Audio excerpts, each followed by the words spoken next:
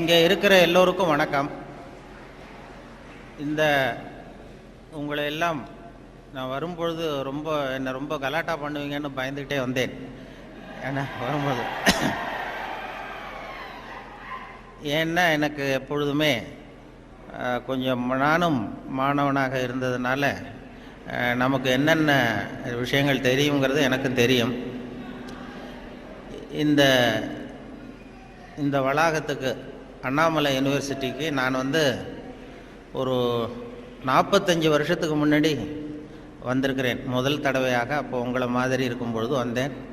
ஒரு விண்ணப்ப படிவம் வாங்கிறதுக்காக வந்தேன். அதாவது அப்ளிகேஷன் ஃபாரம், அந்த விவசாய படிப்புக்காக வாங்கிட்டு போனேன்.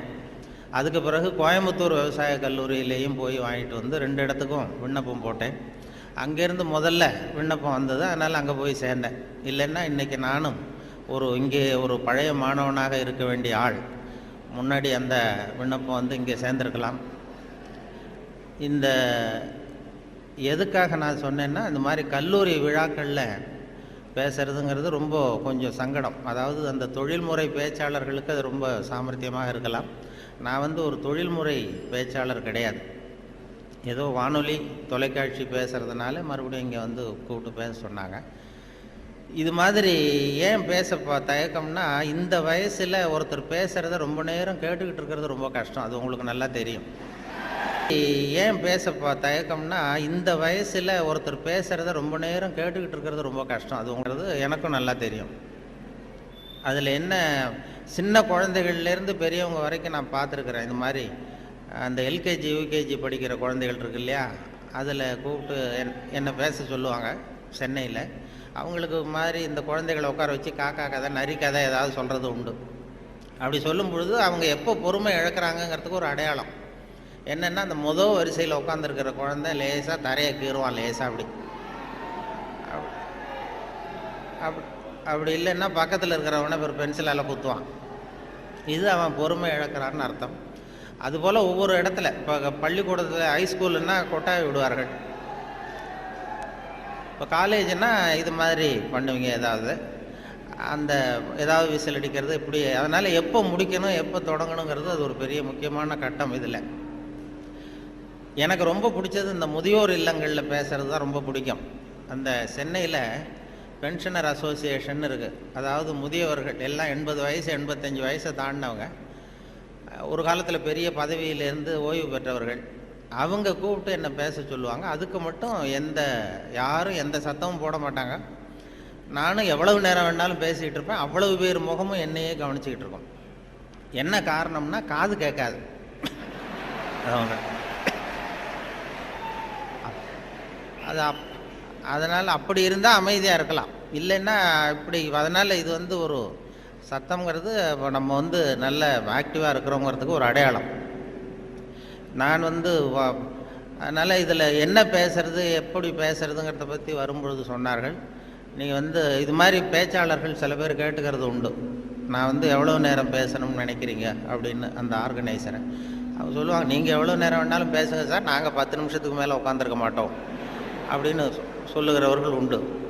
இங்கே வரும்பொழுது கேட்டேன், ஒரு மணி நேரத்துக்கு குறையாமல் 1.25 மணி நேரம் பேசணும், அது வரைக்கும் நாங்கள் தாக்கு பிடிப்போம்னு சில பேர் சொன்னாங்க. அது எப்படின்னு சொல்ல முடியாது. இங்கே வரும்பொழுதே ஏதோ உங்கள் பல் கோளரங்கத்துக்கு அவசியம் வாருங்கள்னு ஒரு போர்டு வச்சுருந்தீங்க. இங்கே அண்ணாமலை யூனிவர்சிட்டி வரும்பொழுது வழியில் பார்த்தேன், உங்கள் பல்லாண்டு காலம் பாதுகாப்பாக இருக்கணுமா அப்படின்னா எங்கள் பல் கோளரங்கத்துக்கு வாங்கோ அப்படின்னு விளம்பரம். அது நான் உடனே பயந்துட்டேன். பத்திரமா இருக்கணும்னா மரியாதையாக வந்துருங்க, இல்லைன்னா பல்ல உடச்சிருவேங்கிறது மாதிரி இருக்குது. நல்லா பாதுகாப்பாகணும், அவசியம் வாங்கணும்னு கூப்பிடுறது மாதிரி, ஏதோ அன்பாக கூப்பிடுறது மாதிரி மிரட்டுறதாக அதை உணர்ந்தேன். உங்களையெல்லாம் பார்க்கும்பொழுது எனக்கு என்னுடைய அந்த பழைய காலம்தான். கோயம்புத்தூர் விவசாய கல்லூரியில் போய் சேர்ந்தது. அப்போ தான் அந்த இந்திய எதிர்ப்பு போராட்டம் பெரிய பிரபலமாக நடந்த 65. அப்போ கோயம்புத்தூரில் அங்கே அப்போ படிச்சுக்கிட்டு இருந்த நேரம் அது, அந்த காலம். அப்போல்லாம் அந்த ரேகிங் அதுவும் ஒரு பெரிய விஷயமா இருந்தது அப்போல்லாம். இப்போலாம் அது ஒரு பெரிய கட்டுப்பாட்டுக்கு வந்துருக்கு. நான் போய் முதல்ல சேர்ந்ததுமே விவசாய கல்லூரியில் கோயம்புத்தூரில் ஒரு சீனியர் மாணவர்கள் 2-3 பேர் வந்தாங்க. இங்கே கூப்பிட்டு போய் தனியாக அவங்க ரூமுக்கு அழைச்சிட்டு போய் நாங்கள் வந்து ஒன்றும் கலாட்டா பண்ண மாட்டோம், ஒன்றும் கேலி பண்ண மாட்டோம். ஆனால் நாங்கள் வந்து எங்களுடைய ரேங்கிங்கில் ஒரு நாகரிகம் இருக்கும். அதனால் நாங்கள் சொல்கிறத நீ செஞ்சுட்டீங்கன்னா வேறு ஒன்றும் உன்னை தொந்தரவு பண்ண மாட்டோம் அப்படின்னு என்னை பிடிச்சி எடுத்துகிட்டு போனாங்க. நான் அப்பா தினமாக போனேன்.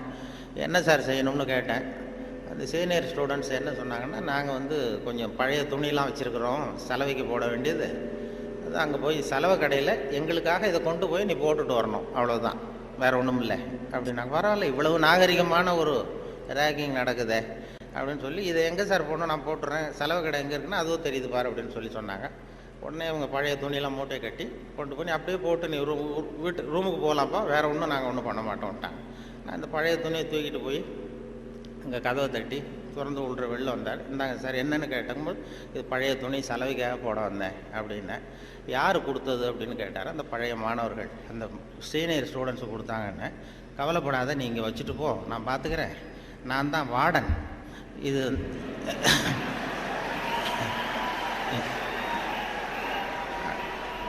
அவங்க வந்து ஏதோ ஒன்று இப்படி சொல்லியிருக்கிறாங்க, நான் உன் பேரில் கோவப்படலைப்பா, நீ வச்சுட்டு போ, நான் பார்த்துக்கிறேன்னார்.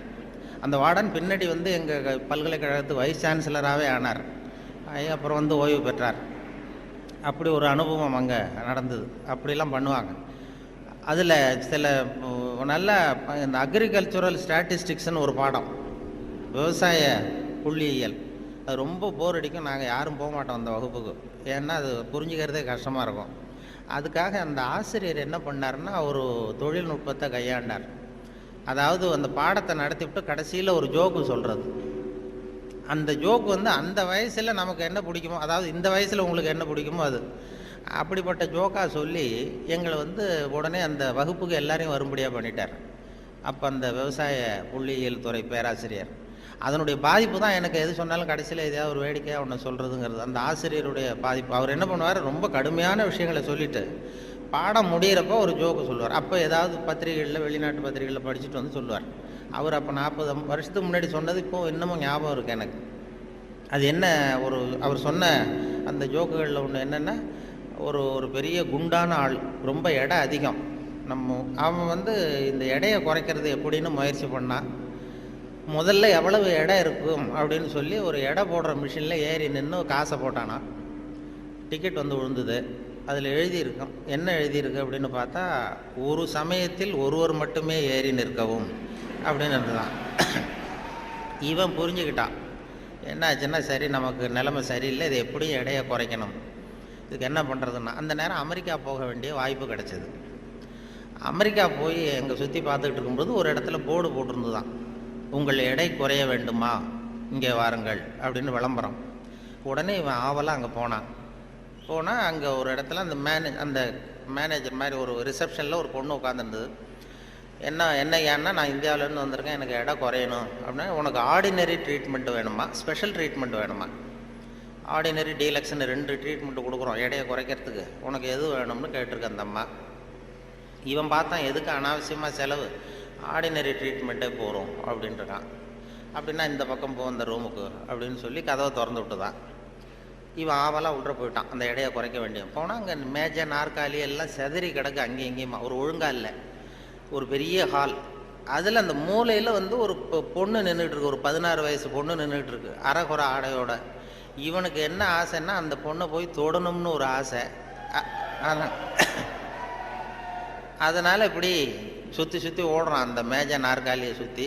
அந்த பொண்ணு இவன் கையில் அகப்படாமல் அதுவும் தப்பிச்சு ஓடி ஓடி வந்துக்கிட்டு இருக்கு. ஒரு 15 நிமிஷம் துரத்துறான், அதுவும் சுற்றிக்கிட்டே இருக்குது.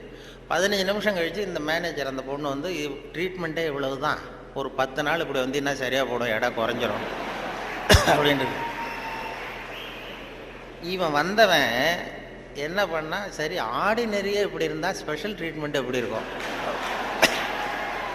அப்படின்னு யோசனை பண்ணான்.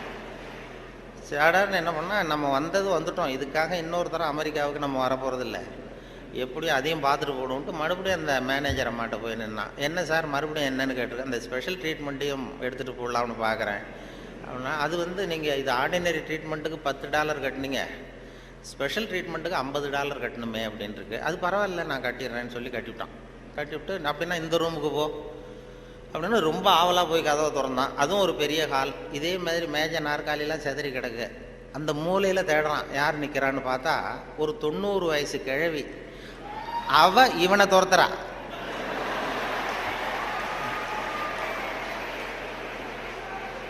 இவன் தப்பிச்சா போறோம்னு சுற்றி சுற்றி ஓடி வரான். சுற்றி வந்து வெளியில் வந்து விறுவிறுக்க ஓடி வந்து போகிறோம் சார் அப்படின்னா, இது ஒரு 4 நாள்லேயே சரியாக போடுங்க உங்களுக்கு அப்படின்ட்டு வந்துட்டான். இதை எங்கள் ஆசிரியர் கோயம்புத்தூர் விவசாய கல்லூரியில் ஒரு பாடத்தை, கடுமையான பாடத்தை நடத்திவிட்டு, அக்ரிகல்ச்சுரல் ஸ்டாட்டிஸ்டிக்ஸுங்கிற பாடத்தை நடத்திட்டு கடைசியில் சொன்ன ஜோக் அது எங்களுக்கு, அதாவது வகுப்புக்கு தவறாமல் போகணுங்கிறதுக்காக அவர் சொன்னது அது. இப்போ அதனுடைய விளைவு என்னென்னா, இப்போ எனக்கு 45 வருஷம் 50 வருஷம் கழித்து அந்த ஜோக்கு ஞாபகம் இருக்குது, பாடம் மறந்து போச்சு. இப்படி தான் வந்து கடுமையான விஷயங்களை வந்து நம்மளை வந்து பண்ணி சொல்லி கொடுக்கறது வழக்கம். அதே போல் எனக்கு இந்த பொறியியல் துறைக்கும் வர வேண்டிய வாய்ப்பு கிடைச்சிது. நம்ம படித்து முடித்ததுமே சில பேர் எங்கள் பெற்றோர்கள் எல்லாரும் ஆலோசனை பண்ணாங்க, பொறியியலுக்கு அனுப்பலாம், இன்ஜினியர் ஆக்கலாம் பையனை அப்படின்னு. அப்புறம் எல்லாம் இப்போ சில பேர் சொன்னாங்க, அதுக்கெல்லாம் நம்ம பையன் சரியாக வரமாட்டான், அதுக்கெல்லாம் கொஞ்சம் புத்திசாலித்தனம் வேணும் அப்படி இப்படின்னு சொல்லி அதை பண்ணி விட்டாங்க. அப்போது சொல்கிறது உண்டு, ஒரு பையனுக்கு வந்து சின்ன வயசுலேயே அவனை வந்து எந்த துறையில் சேர்க்கறது அப்படிங்கிறது ஒரு முக்கியமான விஷயம். ஒரு அம்மாவுக்கு தன்னுடைய பையனை எதில் இன்ஜினியரிங் காலேஜில் சேர்க்கணும்னு ஆசை. எந்த துறையில் சேர்க்கறது? சிவில் இன்ஜினியர் ஆக்கலாமா, மெக்கானிக்கல் இன்ஜினியர் ஆக்கலாமா, அதை வந்து அல்லது எலக்ட்ரிக்கல் இன்ஜினியர் ஆக்கலாமா அப்படின்னு ஒரு அம்மாவுக்கு ஆசை. அப்போ எல்லா துறையும் இருக்கீங்கன்னு அர்த்தம். இந்த பையனை எந்த துறையில் சேர்க்கறது அம்மாவுக்கு முடிவு பண்ண முடியல, அப்பாவாலையும் ஒன்றும் சொல்ல முடியல. உடனே இவர் என்ன பண்ணார், பையனை அழைச்சிட்டு ஒரு மனோதத்துவ டாக்டர்கிட்ட போனார். ஒரு உளவியல் டாக்டர்கிட்ட போய், சைக்கியாட்ரிஸ்ட், இது மாதிரி என்னம்மா விஷயம்னு கேட்டிருக்காரு அந்த டாக்டர். ஒன்றும் இல்லை சார், என் பையனை வந்து மேற்கொண்டு படிப்புக்கு சேர்க்கணும், இன்ஜினியரிங் காலேஜில் சேர்க்கணும். சிவில் இன்ஜினியர் தேவலாமா, மெக்கானிக்கல் இன்ஜினியரா, எலக்ட்ரிக்கல் இன்ஜினியரா, எது இவனுடைய சுபாவத்துக்கு தகுந்தாப்புல நீங்கள் வந்து ஒரு துறையை சொன்னீங்கன்னா அது ஈஸியாக இருக்கும் படிக்கிறதுக்கு. அதுதான் உங்களை மன ரீதியாக நீங்கள் ஆராய்ச்சி பண்ணி சொல்லுங்கன்னு அழைச்சிட்டு வந்துருக்கு. இது ஒன்றும் கஷ்டம் இல்லைம்மா, ஈஸியாக கண்டுபிடிச்சிடலாம் அப்படின்னு அந்த டாக்டர் உடனே அந்த பையனை கூப்பிட்டு, என்னப்பா நல்லா இருக்கே அப்படின்னு தட்டி கொடுத்தார். சின்ன பையன், பொடியன்.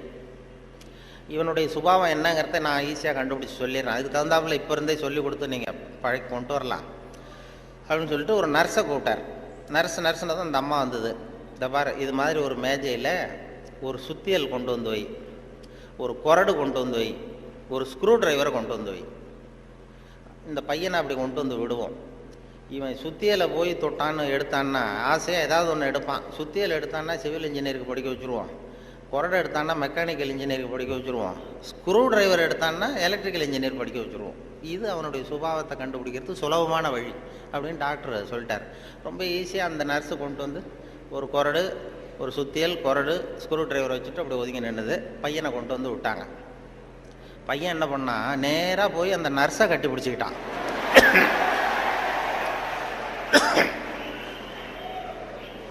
உடனே அந்த டாக்டர் சொன்னாராம், இவனை வந்து டாக்டருக்கு படிக்க வச்சுருங்க,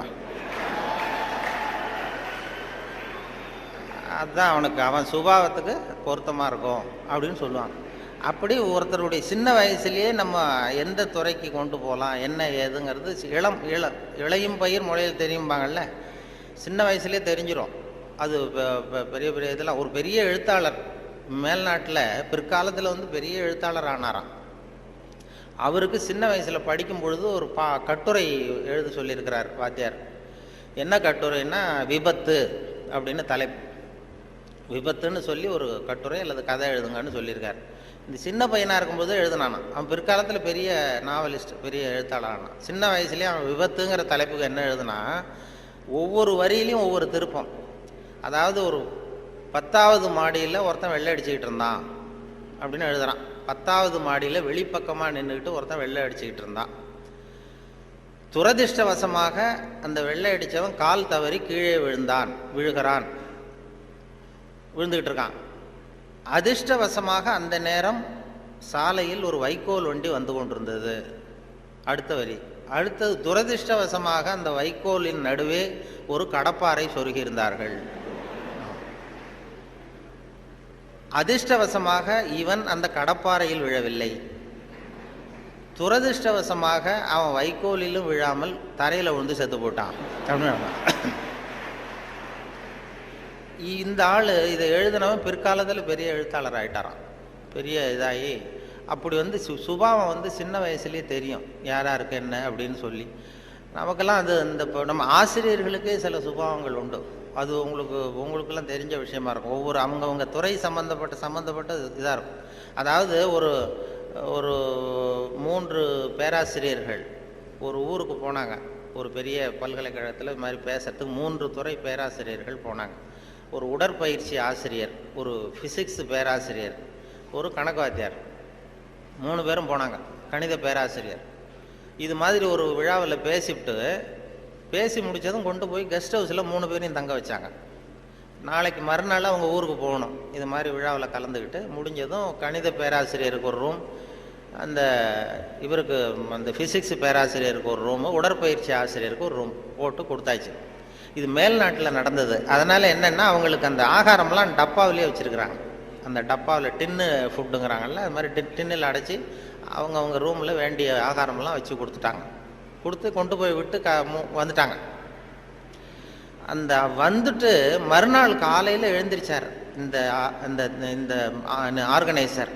அப்போ தான் அவருக்கு அப்படியே பதறி போயிட்டார். ராத்திரி அந்த 3 பேராசிரியர்களுக்கும் 3 டப்பாவில் உணவு கொடுத்தோம், ஆகாரம். அதை திறக்கிறதுக்கான கருவியை கொடுக்காம வந்துட்டோம். திறக்கிறதுக்கு ஒரு பொருள் அது இல்லாமல் கொடுத்தோம். எப்படி அவங்க டப்பாவை திறந்தாங்களா சாப்பிட்டாங்களா என்னன்னு தெரியல அப்படின்னு இவர் பதறி போய் விடிஞ்சதும் ஓடுறாரு விழுந்தடிச்சு. இந்த வரவேற்ற ஓடி போய் முதல்ல அந்த உடற்பயிற்சி ஆசிரியர் கதவை திறந்தாராம். ரூமை திறந்தா அவர் நிம்மதியாக தூங்கிட்டு இருக்காரு. டப்பா திறந்து கிடக்கு, சாப்பிட்டுட்டு நிம்மதியாக தூங்கிட்டு இருக்காரு. உடனே இவர் போய் தட்டி எழுப்பி, எப்படி சார் அந்த டப்பாவை திறந்தீங்க, அந்த இதை கொடுக்கலையே நாங்கள் உங்களுக்கு அப்படின்னு. இது என்ன சார், உடல் பலம் தான் சார் முக்கியம், டப்பாவை பலம் ஓங்கி கீழே அடித்தேன் திறந்துட்டுது, அது என்ன பெரிய காரியம் அப்படின்னு சொல்லி உடற்பயிற்சி செஞ்சுட்டேன், அதனால் சாப்பிட்டேன் இருக்கார். பரவாயில்ல சார் அப்படின்னு சொல்லி அடுத்த ரூமுக்கு ஓடிருக்கார். அங்கே ஃபிசிக்ஸ் வாத்தியார் உட்காந்துருக்கார். அவரும் அதே மாதிரி நிம்மதியாக தூங்கியிருக்காரு. இது டப்பா திறந்து கிடக்கு. போய் திறந்து, எப்படி சார் திறந்தீங்க நீங்கள் டப்பாவை அப்படின்னா, அது என்ன சார், எந்த இடத்துல ப்ரெஷர் கொடுக்கணும்னு எனக்கு தெரியும், அந்த இடத்துல அழுத்தினா திறந்துட்டுது டப்பா, அது நமக்கு டெக்னிக் வந்தது தானே அப்படின்னு அந்த திறந்து சாப்பிட்டேன்ட்டார். இவர் அப்பாடா நிம்மதியாக போச்சு. அடுத்தது கணக்கு வாத்தியார் ரூமுக்கு ஓடினார். அங்கே போனால் அவர் தூங்கவும் இல்லை, டப்பாவும் திறக்கலை, மூடியே இருக்கு. என்ன பண்ணுறீங்க அப்படின்னு சொல்லி அந்த கணக்கு ஏதோ ஒரு எழுதிட்டு இருக்காரு பேப்பரில். கணக்கு வாத்தியார், என்ன சார் பண்ணிட்டு இருக்கீங்க அப்படின்னு கேட்டிருக்காரு. அவர் ஒன்றும் இல்லை, அஸ்யூம் தி டப்பா இஸ் ஓப்பன் அப்படின்னு சொல்லி மேற்கொண்டு கணக்கு போட்டுக்கிட்டு இருக்கார் சார் அப்படின்னாராம். இது ஒவ்வொருத்தருக்கும் ஒரு சுபாவங்கிறது அது இயல்பாக அமையிறது. ஆசிரியர்களுக்கு எல்லாருக்குமே அப்படி அமையிறது. என்னோட படித்தவர்கள் இன்னைக்கு பல பேர், ஒருத்தன் தான் சின்ன வயசில் ஒரு பையன் ஜானகிராமன் ஒருத்தன் பக்கத்தில் என்ன பென்சிலாலேயே குத்திக்கிட்டு இருப்பான். இன்னைக்கு அவன் கும்பகோணத்தில் இன்னைக்கு பெரிய டாக்டர், எல்லாருக்கும் ஊசி போட்டுக்கிட்டான். அப்படி சின்ன வயசுலேயே சுபாவம், அங்கே யார் யார் எப்படி வருவாங்க அப்படின்னு தெரியும். அவங்களுடைய அந்த படிக்கும் பொழுதே அந்த இது தெரியும். என்னோட படித்தவர்கள் நிறைய பேர் அது மாதிரி ஒவ்வொரு துறையில் வந்திருக்கிறாங்க. சில பேர் இந்த நான் சொன்னது மாதிரி மேல்நாட்டில் ஒரு பெரிய பிரபலமான வக்கீல். அந்த வக்கீல் சின்ன வயசு அவர்கிட்ட வாதாடுறதுக்கு எல்லாரும் பயப்படுவாங்களாம். அந்த வக்கீல் சின்ன வயசில் எப்படி இருந்தான் அப்படின்னு சொல்லி அவங்க அம்மா சொல்லியிருக்கிறாங்க ஒரு பேட்டியில்.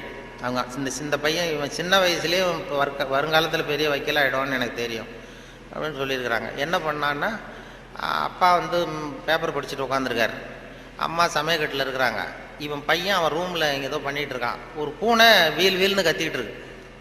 அம்மா கதறிக்கிட்டு இருக்க ஒரு பூனை. உடனே அம்மாவுக்கு புரிஞ்சு போச்சு, டேய் அந்த பூனை வாழை பிடிச்சி இழுக்காதரா அப்படின்னு கத்திருக்கு அந்த அம்மா. பூனை வாழை பிடிச்சி இழுக்காதரன்னு. ஆமாம், இங்கேயும் சில பூனைகள் இருக்கு, அது வாழை யாரும் பிடிச்சி இழுத்துறாதீங்க. அது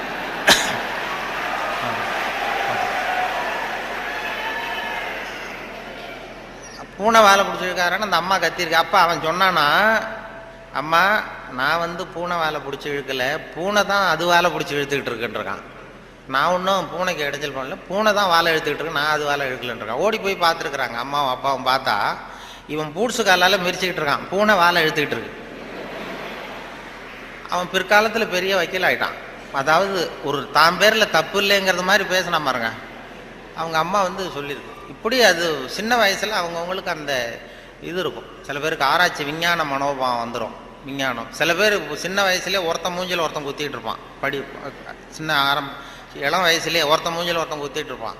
அவங்கெல்லாம் பிற்காலத்தில் சட்டசபைக்கு வரலாம். சட்டசபைக்கு வந்து பெரிய அவங்க சுபாவத்துக்கு தகுந்த மாதிரி ஒரு துறையை தேர்ந்தெடுக்கணும். அதனால் இதில் எல்லாம் இப்போ பொறியியல் மாணவர்கள் தான் இருக்கிறாங்களா, எல்லாரும் கலந்துருக்கிறாங்களான்னு தெரியல. ஏன்னா நீங்கள்லாம் ரொம்ப கொடுத்து வச்சவர்கள். இந்த பள்ளிக்கூடத்தில் இது இப்படிப்பட்ட ஒரு பெரிய நிறுவனத்தில் படித்தவங்கலாம் இன்றைக்கி பெரிய பெரிய அளவில் இருக்கிறாங்க. அதனுடைய ஒரு விழா கொண்டாடுதுன்னா அதெல்லாம் ரொம்ப மரியாதை மதிப்பாக உள்ளது. என்னை பற்றி அறிமுகப்படுத்தினவர் ஏதோ நான் பெருசாக என்னை பற்றி ரொம்ப பெருமையாக சொன்னார். அவர் அவ்வளவு பெருமையாக சொன்னதுக்கு காரணம் என்னென்னா அவ்வளவு நானே எழுதி கொடுத்தது.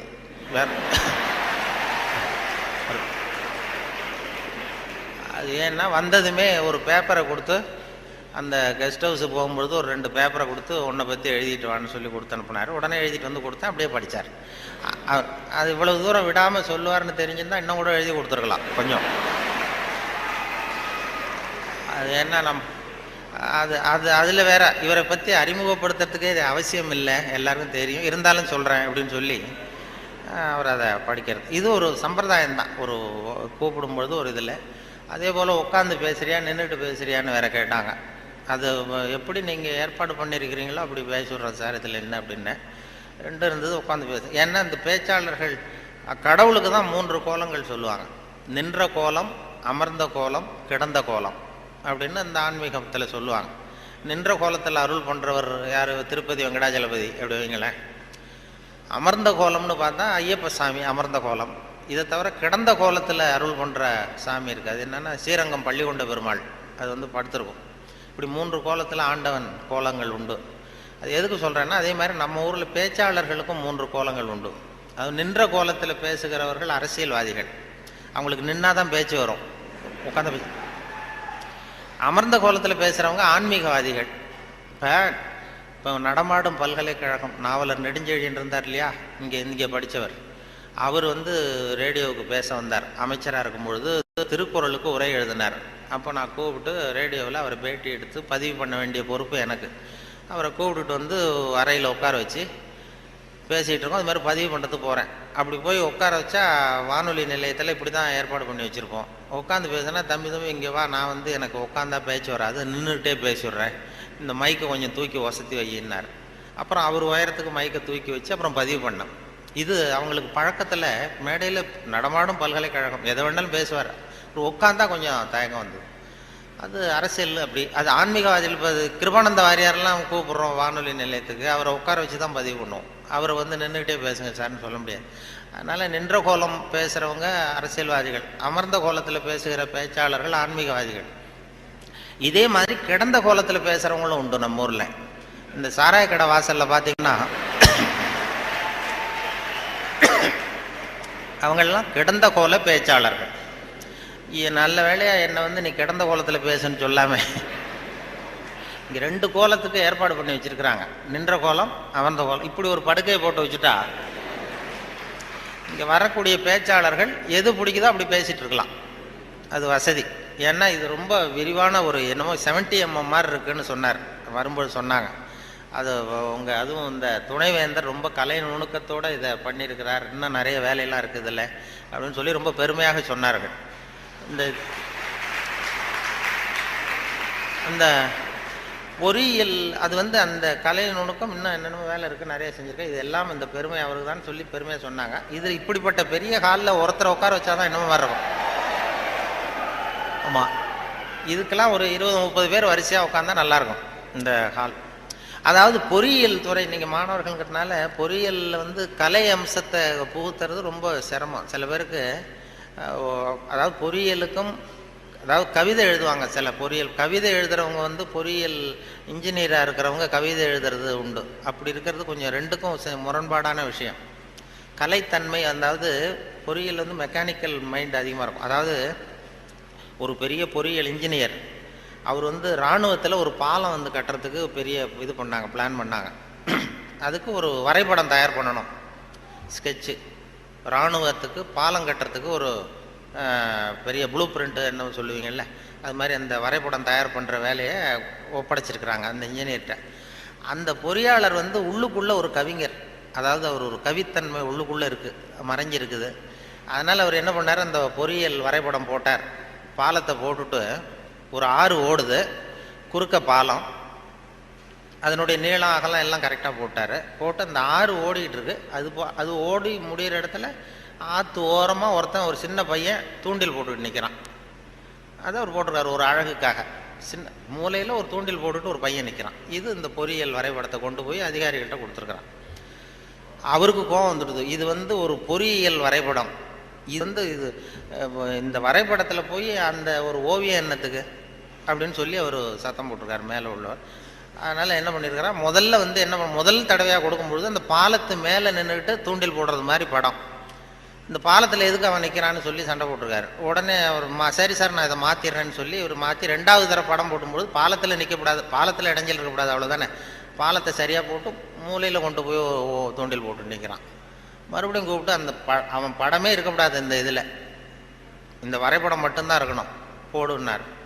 உடனே இவன் வந்து பாலம் போட்டான். 6 பாலம் சரியாக போட்டுட்டு இந்த மூலையில் பார்த்தா அவன் நிற்கிற இடத்துல அவன் இல்லை. அந்த இடத்துல சின்ன ஒரு கல்லறை, இந்த சிறுவன் இங்கே புதைக்கப்பட்டிருக்கிறான் அப்படின்னு எழுதிட்டான். அதாவது அந்த உள்ளுக்குள்ளே இருக்கிற அந்த கவிஞனை ஒன்றும் பண்ண முடியாது. சில பொறியியல் படிக்கிற மாணவர்கள் நீங்கள் நிறைய பேர் கவிதை எழுதலாம், அது எப்படியாவது வெளியில் வந்துக்கிட்டு தான் இருக்கும். அது வந்து பியூராக அந்த வரைபடத்தில் கூட அவனை மறைக்க முடியல பாருங்கள், அப்படி இருக்கும். அது மாதிரி சொல்கிறது உண்டு அவங்கவுங்க அந்த இதில். அதனால் இந்த பேச்சு, இந்த சொன்னார்கள், இந்த நகைச்சுவை உணர்வுங்கிறது ரொம்ப அவசியம், அதை பற்றி சொல்லணும், போகணும், வரணும்னு சொல்லி சொன்னாங்க. நகைச்சுவை உணர்வுங்கிறது நமக்கு சின்ன வயசுலேருந்து நாம் பிறந்து 6 வாரத்தில் தான் சிரிக்க ஆரம்பிக்கிறோமா. ஒரு குழந்தை பிறந்து 6வது வாரம் தான் சிரிக்க ஆரம்பிக்கும். ஒரு கிளுகிழுப்பை கொண்டு போய் குழந்தை முகத்துக்கிட்ட ஆட்டினா சிரிக்குது. அதே கிளுகிழுப்பை ஒரு தாத்தா முகத்துக்கிட்ட ஆட்டுங்க கோவம் வந்துடும், குச்சி கிச்சிருந்தா எடுத்து அடிச்சிருவார். ஏன்னா அப்படி இருந்தவர் அப்படி ஆயிட்டார். ஒரு காலத்தில் அப்படி இருந்தவர் அப்படி சின்ன வயசில் ஒரு கிளுகிழுப்ப சத்தத்துக்கு சிரித்தவர் அதே சத்தத்துக்கு டென்ஷன் ஆகிறாருன்னா அப்படி தான் மனுஷனுடைய வாழ்க்கை வீணாக போகுது. அந்த இயல்பு தன்மை மாறாமல் இருக்கணுமா அந்த சிரிப்பு தன்மை வந்து. ஆனால் சிரிப்புங்கிறது ஒரு பாவமான செயல்னு காலங்காலமாக போதிக்கப்பட்டு வந்திருக்கிறோம். எப்படி போதிக்கப்பட்டு வந்திருக்கிறோம்னா, ஒரு முதலாளிக்கு முன்னாடி தொழிலாளி சிரித்தா மரியாதை குறைச்சால், ஒரு ஆஃபீஸருக்கு முன்னாடி பியூனு சிரித்தா மரியாதை குறைச்சால், இப்படி சொல்லி சொல்லி சிரிப்புங்கிறது ஏதோ மரியாதை குறைவான செயல்னு காலங்காலமாக போதிக்கப்பட்டு வந்து இப்போ சிரிப்பு தன்மை வந்து சிறைப்பட்டு போச்சான் நம்ம உடம்புக்குள்ளே. அந்த சிறைப்பட்டிருக்கிற சிரிப்பை வெளியில் கொண்டு வர்றதுக்கு தான் ஜோக்குன்னு ஒரு சாவியை போட வேண்டியிருக்கு. வேறு ஜோக்குக்கும் சிரிப்புக்கும் சம்மந்தமே இல்லை, அது ஒரு சாவியாக உபயோகப்படுது. ஏற்கனவே இருக்கிற இயல்பு தன்மையை வெளியில் கொண்டு வர்றது. அந்த குழந்தை தன்மையோடு இருக்கணும், குழந்தைத்தனம் தான் இருக்கக்கூடாதே தவிர அந்த குழந்தைத்தன்மை கடைசி வரைக்கும் நமக்கு நீடிச்சதுன்னா ஹார்ட் அட்டாக் வராது. குழந்தைத்தன்மை வேறு, குழந்தைத்தனம் வேறு. குழந்தைத்தன்மை பெரிய வயசானா கூட குழந்தைத்தன்மையோடு இருக்கலாம். இப்போ ஒரு அம்மா வந்து ஒரு பிள்ளைய எழுப்பிச்சான், தட்டி எழுப்பியிருக்கு காலையில் விடிய காலம். அம்மா வந்து எழுந்துடுறா காலேஜுக்கு நேரம் ஆயிட்டுது அப்படின்னு எழுப்பிச்சான். அந்த புள்ள இழுத்து போத்திட்டு நான் காலேஜுக்கு போக மாட்டேம்மா, எனக்கு போகிறதுக்கு பிடிக்கலன்னு இருக்கு. அந்த அம்மா விடலை, வயசானம்மா, நீ நீ போய் தாண்டா ஆகணும் அப்படின்ட்டுருக்கு. அந்த புள்ள எழுந்திரிச்சு உட்காந்து கேட்டிருக்கு, ஏம்மா என்னை வந்து ஏன் இப்படி தொந்தரவு பண்ணுற, தூங்க விடாமல் அப்படின்ட்டுருக்கு. அப்போ அந்த அம்மா சொல்லிச்சான், நீ வந்து காலேஜுக்கு ஏன் போக மாட்டேங்கிற, அதுக்கு 2 காரணம் சொல்லு அப்படின்ட்டுருக்கு. அந்த அம்மா பிள்ளைய கேட்டிருக்கு, நீ காலேஜுக்கு ஏன் போக மாட்டேங்கிற 2 காரணம் சொல்லு. அப்போ அந்த பிள்ளை சொல்லிச்சான், ஏன் போக மாட்டேன்னா ஒரு காரணம் அங்கே இருக்கிற மாணவர்களுக்கெல்லாம் என்ன பிடிக்கல, பசங்களுக்கெல்லாம் என்ன பிடிக்கல. 2வது காரணம் அங்கே இருக்கிற வாத்தியார்களுக்கும் என்ன பிடிக்கல, ஆசிரியர்களுக்கும் பிடிக்கல, மாணவர்களுக்கும் பிடிக்கல, அதனால் நான் போக மாட்டேன் அப்படின்னு சொல்லி படுத்துட்டுது. அதுக்காக நீ வந்து போகாமல் இருக்கக்கூடாதா, காலேஜுக்கு போய் தான் ஆகணும்னு மறுபடியும் எழுப்புது அந்த அம்மா, வயசானம்மா. அப்புறம் எழுந்திரிச்சு உட்காந்துக்கிட்டு அந்த புள்ள கேட்டுதான், என்ன எதுக்கு காலேஜுக்கு போகணும்னு நீ சொல்கிற, அதுக்கு 2 காரணம் சொல்லு அப்படின்ட்டு. அப்போ அந்த அம்மா சொல்லிச்சாண்டே, ஏன் சொல்கிறேன்னா, முதல் காரணம் உனக்கு வயசு 54, 2வது காரணம் நீ தான் பிரின்சிபால்.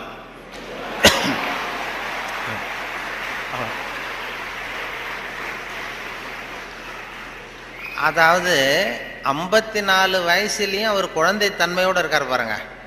அவங்க அம்மாவுக்கு அது புள்ள தானே, அதுதான் குழந்தைத்தன்மைங்கிறது, குழந்தைத்தனம் இல்லை. அது குழந்தைத்தனங்கிறது வேற, குழந்தை தன்மைங்கிறது வேற. அந்த குழந்தைத்தன்மை மாறாமல் மனுஷன் வாழணும்னு சொல்லி இப்போ சொல்கிறாங்க. நமக்கு வருகிற நோய் நொடிக்கெல்லாம் அதுதான் காரணம். இப்போ ஹார்ட் அட்டாக் திடீர்னு வர்றதுக்கு அதுதான் காரணம். மன இருக்கம் வரக்கூடாது. குழந்தைய எல்லாரையும் குழந்தைய ஆக்க முடியாது, ஆனால் குழந்தை தன்மையை நம்ம வளர்த்துக்கலாம். இந்த 200 தடவை சிரிப்பு தன்மையை இருந்துகிட்டு இருக்கலாம். இப்போ எல்லாரையும் குழந்தை ஆக்கிறதுக்கு வழி விஞ்ஞானத்தில் இது வரைக்கும் வழி கிடையாது. ஒரு டாக்டர் கண்டுபிடிச்சாராம். ஒரு டாக்டர் என்ன கண்டுபிடிச்சாருன்னா, ஒரு மாத்திரை சாப்பிட்டா 1 வயசு குறையும் அப்படின்னு ஒரு மாத்திரையை கண்டுபிடிச்சாராம் ஒரு டாக்டர். ஒரு மாத்திரை சாப்பிட்டீங்கன்னா 1 வயசு குறையும். உடனே ஒரு பாட்டியம்மா போச்சு, 90 வயசு பாட்டி, எனக்கு ஒரு பாட்டில் மாத்திரை கொடுங்க டாக்டர் அப்படின்னு வாங்கிட்டு வந்துருக்கு. வாங்கிட்டு வந்து ஒரு மாத்திரை சாப்பிட்டா 1 வயசு குறையும்னாரா. மறுநாள் ஒரு 30 வயசு பொண்ணாக மாறி இது போயிருக்கு. முதல் நாள் 90 வயசு பாட்டியாக போச்சு, 30 வயசு பொண்ணாக மாறி அதே டாக்டர்கிட்ட போச்சு. இடுப்பில் ஒரு வயசு கை குழந்தை, அது சட்டை கிட்ட போடாமல் கட்டை வரல வாயில் வச்சுட்டு உட்காந்துருக்கு. தூக்கிக்கிட்டு அதே டாக்டர்கிட்ட போயிருக்கு. போனதும் அந்த டாக்டர்கிட்ட சொன்ன, ஏம்மா வந்திருக்கேன்னு கேட்டார். ஒன்றும் இல்லை டாக்டர், நேற்று உங்ககிட்ட வந்தேன், மாத்திரை கேட்டேன், ஒரு மாத்திரை சாப்பிட்டா 1 வயசு குறையும். நீங்கள் நான் ஒரு பாட்டில் மாத்திரை வாங்கிட்டு போனேன், ஏதோ ஒரு ஆர்வத்தில் ஒரு 30-40 மாத்திரையை சேர்த்து சாப்பிட்டேன், அதனால் இப்படி ஆகிட்டம் பாருங்கள் அப்படின்ட்டு. டாக்டர் சொன்னார், இதுக்கு ஏமா வருத்தப்படுற, எல்லாரும் வயசு குறையணும்னு தான் நினைக்கிறாங்க, உனக்கு வயசு குறைஞ்சிட்டது, சந்தோஷப்படும், இதுக்கே மறுபடியும் என்னை தேடிட்டு வந்தேன்னு. அப்போ இந்த அம்மா சொல்லிச்சான், என்னை பற்றி பரவாயில்ல டாக்டர், இடுப்பில் பாருங்கள் 1 வயசு கை குழந்தை, இது ரொம்ப ஆர்வத்தில் ஒரு 70-80 மாத்திரையை சாப்பிட்டு விட்டுது, இது என் வீட்டுக்காரரு.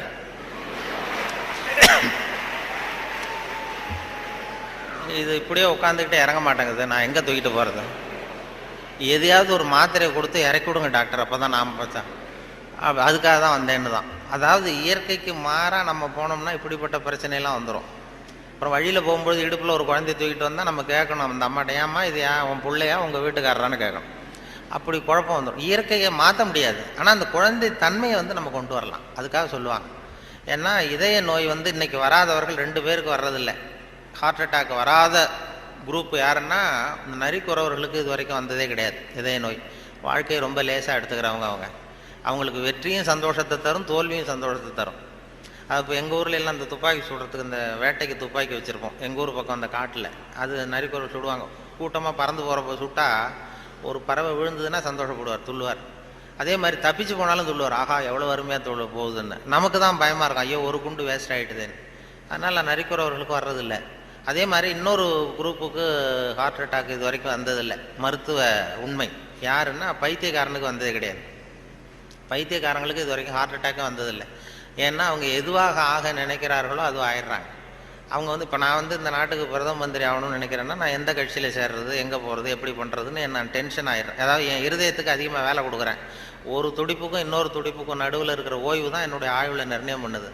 நான் பிரதம மந்திரி ஆகணுங்கிற ஆவலில் எனக்கு துடிப்பை அதிகமாக்கி ஆயுளை குறைச்சிக்கிறேன், ஹார்ட் அட்டாக் வந்துடுது. ஆனால் ஒரு பைத்தியக்காரன் பிரதம மந்திரி ஆகணும்னு நினைக்கிறான்னு வைங்க, அவன் ஆனதாவே நினச்சிட்றான். அவனுக்கு முயற்சி தேவைப்படாது. எதுவாகணும்னு நினைக்கிறானோ அதுவும் ஆயிடலாம். ஒரு சினிமா நடிகர் ஆகணும்னு பைத்தியம் பிடிச்சதுன்னா, நான் தான் ரஜினிகாந்த் அப்படிம்பா. அதாவது அது மாதிரி ஆகிடும். அந்த அந்த மன அளவில் அந்த நிறைவு வந்துடுறதுனால அவங்களுக்கு இதய நோய் வர்றதில்லை. இது அவங்கள்ட்டேருந்து நாம் கற்றுக்க வேண்டியதான். அதனால தான் எதையும் லேசாக எடுத்துங்கன்னு சொல்லி இப்போ இந்த காலத்தில் எல்லாரும் உபதேசம் பண்ண ஆரம்பிச்சுட்டாங்க. அதாவது இப்போ சித்த சுவாதீனத்துடன் கூடிய பைத்திய தன்மையுடன் வாழ கற்றுக்கொள்ளுங்கள் அப்படிங்கிறது இந்த காலத்து மனிதர்களுக்கு சொல்லப்படுகிற உபதேசம். சித்த சுவாதீனத்துடன் கூடிய பைத்தியத்தன்மையுடன் வாழ கற்றுக்கொள்ளுங்கள் அப்படின்னா, அது என்ன பைத்தியத்தன்மை சித்த சுவாதீனம்னா, நாம் சித்த சுவாதீனமாக இருக்கணும், இன்னொருத்தர் பைத்தியக்காரத்தனமாக பேசினா ஒத்துக்கணுமா? இப்போ உங்கள் வீட்டில் அல்லது உங்கள் நண்பர்கள்ட்ட யார்ட்டையோ கேட்குறீங்க, 8ஐயும் 3ஐயும் பெருக்குனா என்னன்னு கேட்குறீங்க. 8ம் 3ம் பெருக்குனா 23ன்னு சொல்கிறாருன்னு வைங்க, உடனே நீங்கள் சண்டைக்கு போகக்கூடாது. தப்பு, நீ சொல்கிறது தப்புன்னு சண்டை போகக்கூடாது. பரவாயில்ல, நீ 23ன்னு இது நினச்சிருக்க, நான் 24ன்னு எனக்கு சொல்லி கொடுத்துருக்குறாங்க. சரி, உங்கள் வாத்தியார் அப்படி சொல்லி கொடுத்துருக்காரு, எங்கள் வாத்தியார் அப்படி சொல்லி கொடுத்துருக்காரு, ஒன்று தானே வித்தியாசம், அதுவும் வாய்ப்பாட்டில் எத்தனையோ எடிஷன்லாம் இருக்குது இல்லையா, அதனால் பரவாயில்ல அப்படின்ட்டு போயிடணும். இதுதான் சித்த சுவாதீனத்துடன் கூடிய 24 தான் உண்மைங்கிறது தெரியும் நமக்கு, சரிங்கிறது. 23ஐயும் சரின்னு ஒத்துக்கிறோம் பாருங்கள், அதை தான் சித்த சுவாதீனத்துடன் கூடிய. அப்படி இருக்கிறவங்களுக்கு இதய நோய் வராதான்.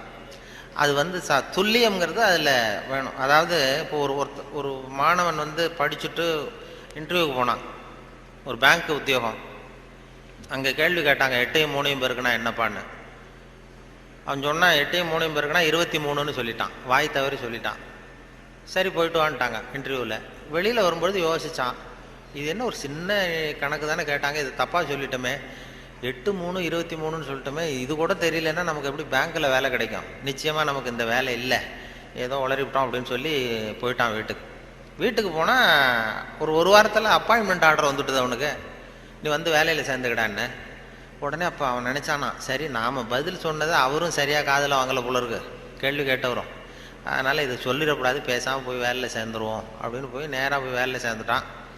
சேர்ந்து வேலை பர்மனெண்ட் ஆனதுக்கப்புறம் அந்த மேனேஜர்கிட்ட போய் உக்காந்தான். சார், அன்னைக்கு இன்டர்வியூக்கு வந்தப்போ என்ன ஒரு கேள்வி கேட்டீங்க, 8/3 பேருக்குனா என்னென்னு, நான் வாய் தவறி 23ன்னு சொல்லிட்டேன், நீங்களும் சரியாக கவனிக்கலை போட்டுருக்கு சார், எனக்கு வேலை கொடுத்துட்டீங்க, ரொம்ப தேங்க்ஸ் அப்படின்றான். இனிமேல் ஒன்றும் பண்ண முடியாதுன்னு. அப்போ அந்த மேனேஜர் சொன்னார், அப்படி இல்லைப்பா, அன்னைக்கு இன்டர்வியூக்கு வந்தது ஒன்றையும் சேர்த்து 294 பேர் வந்தீங்க இன்டர்வியூக்கு, நான் 294 பேர்கிட்ட இந்த கேள்வி கேட்டேன், 8/3 பேருக்குனா என்னென்னு, நீ சொன்னது தான் நியரஸ்ட் கரெக்ட் ஆன்சர், நான் அதனால தான் வேலை கொடுத்தேன், நான் ஒன்றும் தப்பாக பண்ணிவிடல அப்படின்னாலும். அதாவது வாழ்க்கையில் வெற்றி பெறணும், இதய நோய் வரக்கூடாது, ஹார்ட் அட்டாக் வரக்கூடாதுன்னு நினைக்கிறவர்கள் நியரஸ்ட் கரெக்ட் ஆன்சரை தான் பார்க்கணுமா வாழ்க்கையில். நியரஸ்ட் கரெக்ட் ஆன்சர் பார்க்குற மனோபாவம் வந்து இதயத்தை நல்லா வச்சுருக்கோம். ஆனால் அறிவியலில் அப்படி பார்க்கக்கூடாது. அறிவியலில் ரொம்ப துல்லியம் அவசியம். இப்போ உங்கள் பொறியியல் சம்மந்தப்பட்ட விஷயங்கள்லையோ அறிவியல் சம்மந்தப்பட்டதில் துல்லியம் தான் முக்கியம், அதில் போய் நியரஸ்ட் கரெக்ட் ஆன்சர் பார்க்கக்கூடாது. வாழ்க்கைங்கிற கணக்கில் நியரஸ்ட் கரெக்ட் ஆன்சர் தான் பார்க்கணும், ரொம்ப துல்லியமாக எதையும் பார்க்கக்கூடாது. அறிவியல் வந்து துல்லியம் போச்சுன்னா போச்சு. இப்போ நம்ம ஒரு ராக்கெட் விடுறோம், செவ்வாய் கிரகத்துக்கு விட்டோம், புதன் கிரகத்தில் போய் இறங்கிவிட்டது, பரவாயில்ல ஒரு கிரகம் தானே வித்தியாசம் அப்படின்னு அதில் போய் அப்படி போகக்கூடாது. செவ்வாய்க்கு அடுத்தது புதன் தானே பரவாயில்லன்னு அப்படி போக முடியாது. அறிவியலில் துல்லியம் முக்கியம். வாழ்க்கைங்கிற விளையாட்டில் இந்த பர்ஃபெக்ஷன் பார்க்காதீங்கோ. பர்ஃபெக்ஷன் ஒன்று உலகத்தில் ஒன்றுமே கிடையாதான். பர்ஃபெக்ஷன் நானாக என் மனசில் ஒரு உருவத்தை வரைஞ்சிக்க வேண்டியது, படத்தை போட்டுக்கிறது. அதே மாதிரி எதிரில் இருக்கிறது இருக்கான்னு நான் பார்க்குறேன். நான் உள்ளுக்குள்ளே என்ன வரைஞ்சிருக்கணும் அதே மாதிரி இருந்ததுன்னா பர்ஃபெக்ட்னு சொல்கிறேன், அது இல்லைன்னா அது சரியில்லைங்கிறேன். அதாவது கோளாறு நான் வரைஞ்ச படத்தில் இருக்கே தவிர பொருள் இல்லை. உலகத்தில் எது எது எப்படி இருக்கணுமோ அது அப்படி தான் இருக்குது. அழகாக இருக்கிற பொருளை நீங்கள் விரும்புவதில்லை, அழகாக இருக்கிற பொருளை நீங்கள் விரும்புவதில்லை, நீங்கள் விரும்புகிற பொருள் அழகாக இருக்கிறது அப்படிங்கிறது தான் உண்மை.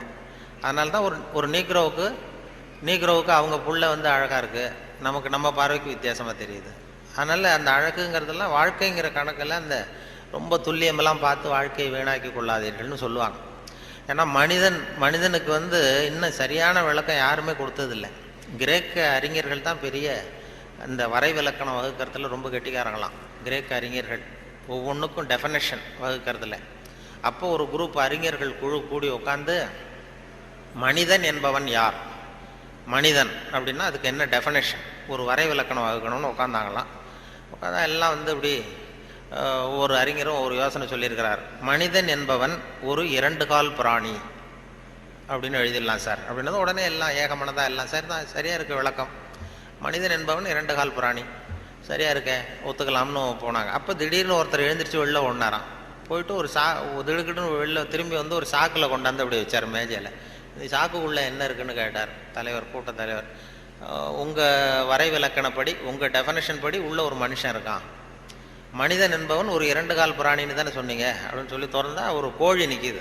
ஒரு கோழி இது 2 கால் பிராணி தானே, அப்போ இதுவும் ஒரு மனுஷன் தானே அப்படின்னு. ஆனால் ஆகா நம்ம டெஃபனேஷனில் ஏதோ ஒரு தப்பு, அதில் ஒரு திருத்தம் உண்டு பண்ணணும் அப்படின்னு சொல்லி இன்னொருத்தர் சொல்லியிருக்கார். நான் அதில் கொஞ்சம் ஒரு கரெக்ஷன் கொடுக்குறேன் சார் அப்படின்னு சொல்லி மனிதன் என்பவன் சிறகுகளற்ற 2 கால் பிராணி அப்படின்னு கொடுத்துருக்கான். உடனே அவன் மறுபடியும் எடுத்துகிட்டு ஓடனான், திரும்பி வந்தான். சாக்கு உள்ள மனுஷன் இருக்கான எடுத்தா அதே கோழி ரெக்கையெல்லாம் பிச்சு விட்டு நிறுத்தி வச்சிருக்கான். உங்கள் டெஃபினேஷன் படி மனுஷன் சிறகுகளற்ற 2 கால் பிராணி அப்படின்னு.